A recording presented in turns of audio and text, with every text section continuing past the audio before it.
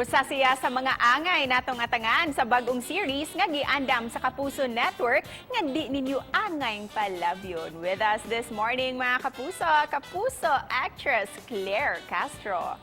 Mayong buntag, Claire, at welcome back dito sa GMA Regional TV Live. Mayong buntag po, and thanks for having me back dito sa GMA Regional TV Live. How are you, Claire, and your family as well?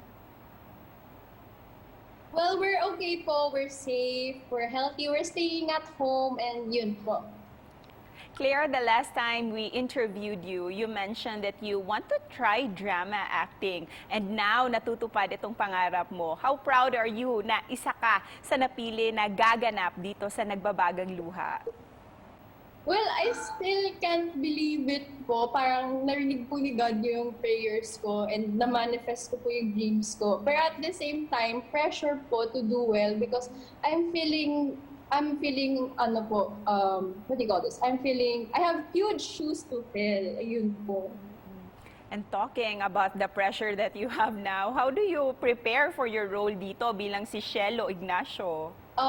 Actually, I watched a lot of films po that are similar to our story po. And I watched the original film for reference po. And I took some notes, besides for reading the script and studying it, films po.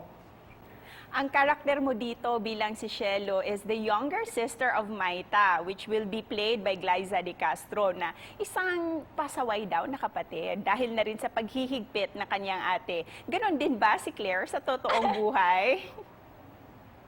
Nung ka-age ko po si Shelo, naghihigpit din po sa akin yung dad ko. And dahil po doon, medyo matigas po ulo ko, nag-rebelde po ako. Pero when I grew up, I learned naman and I matured from it. So siguro po dun ko po hinuhugot from past experiences.